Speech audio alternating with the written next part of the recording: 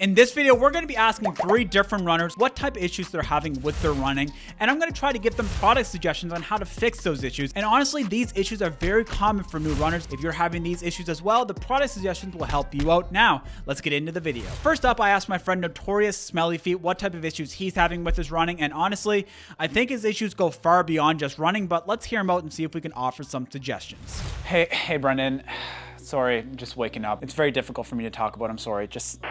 My wife, she kicked me out of the bed, and it's difficult to even say, but she kicked me out of the bed because my feet are so smelly and sweaty. And I do believe that the reason that my feet are so smelly is because I've been running more. My running shoes are extremely smelly. My feet, they are so soupy, so sweaty. And not only are they so sweaty and nasty, but I'm also getting a lot of blisters. So on top of not being able to sleep in my own bed, my feet are so sore I can barely walk around. The socks I've been wearing are just these normal everyday socks. Like, I thought they'd be fine. Notorious, you are in luck, my friend. There are some very easy and simple and affordable solutions to helping you with your big smelly feet and blisters, honestly, as well, because they do suck. Blisters while running, not a fun time. But honestly, if you just go pick yourself up some running specific socks, I promise they're gonna make a world of difference. And I know what people are probably saying, oh, why do I need special socks for running? It's just socks. They're not just socks. I promise as soon as you try these socks, they are more than just socks. They open up you to a whole new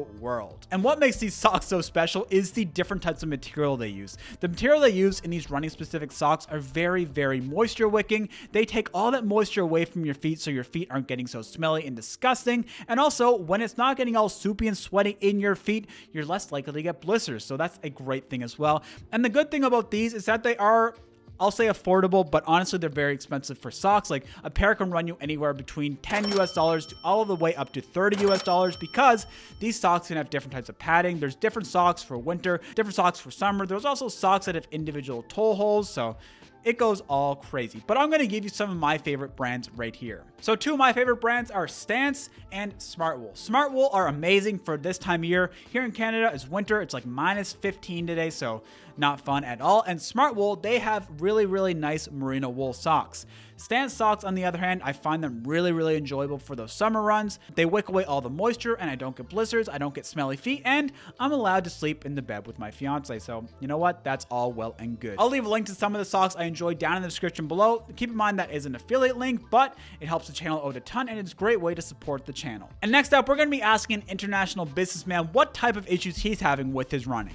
So the biggest problem I have as a runner is not being able to carry my stuff. So the solution I've been doing is putting things in my hat, and it's not the most comfortable. So please, Brendon, if you could figure out a way for me to carry my stuff when I'm out there running without having to literally keep things in my hat, that would be amazing. So please, I don't want to spend a bunch of money, just something very quick and easy and maybe something around my waist. I'm a very important businessman, so that means I have to take a lot of things when I'm out there on my run. I may need to take my American Express, because who knows, I may need to do a very big business deal when I'm out there on my run. You never know. So please, Brendon, help me out. What is something that can carry all these things for me when I'm out there running? Me personally, I like wearing pants or shorts that have a lot of storage. So one of my favorite pair of pants right now are the Path Projects Camm PX, I believe that's the name of them. They are amazing. They have so much storage. I can carry my phone, my GoPro, all my cards, my keys.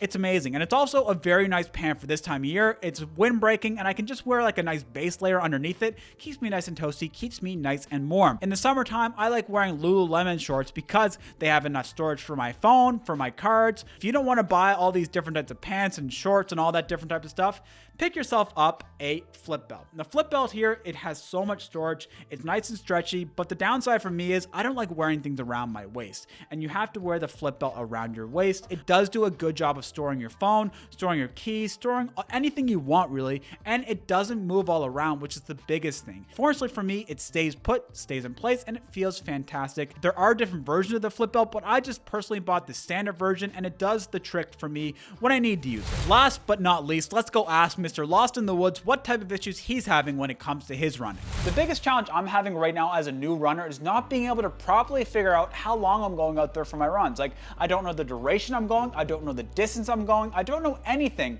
I'm not sure the intensity that I'm going. Like some days I feel like I'm going so much harder than other days. Other days I'm going so easy that it feels like I'm doing no benefit. So what are some solutions that I could do to properly track my runs to make sure that I'm progressing like I want to be? And another thing is I'd love to be able to look back and see all the data at a glance to see how much progress I'm actually making. Because there are those days when I'm sitting there like, well, I've made almost no progress, but I feel that if I could properly reflect back on my runs, I could see that I'm actually making a lot of progress. But one thing though is I don't want to spend a bunch of money. I don't want to go out there and spend like $500 on a GPS running watch and all these different solutions. So what is something that I could do to properly track my runs in your opinion, Brendon? So I can totally relate with that. When I first started running, I had no idea how to track my runs. I didn't want to go and spend a bunch of money on a running watch because, well, I didn't know if I'd really stick with it. So I didn't want to go out there and blow the bank on something like that. And also, I didn't want to carry my phone when I was out there running, I didn't have a way to carry it.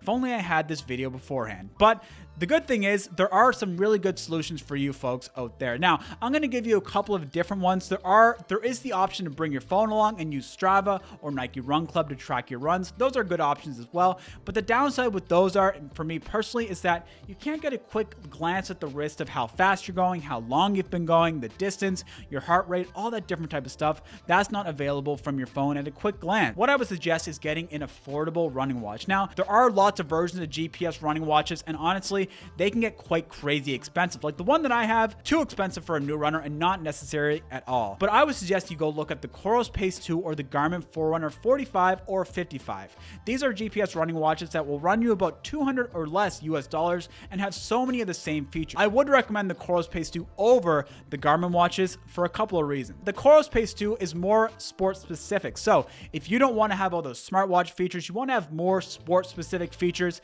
the Coros Pace 2 is where I would direct you towards. If you want to have more of those smartwatch features and all that different type of stuff and access to the Garmin ecosystem, then obviously go get the Garmin Forerunner 45 or 55. They're both great watches. Honestly, for me, I like more sports stuff. I don't really care about smart features, so I always would choose the Coros Pace 2. This is going to be a series about helping new runners get into the sport, so if you want to hear more about that stuff, hit the subscribe button right down below. If you enjoyed the video, hit the like button. Have a fantastic day. I will see you on the next one.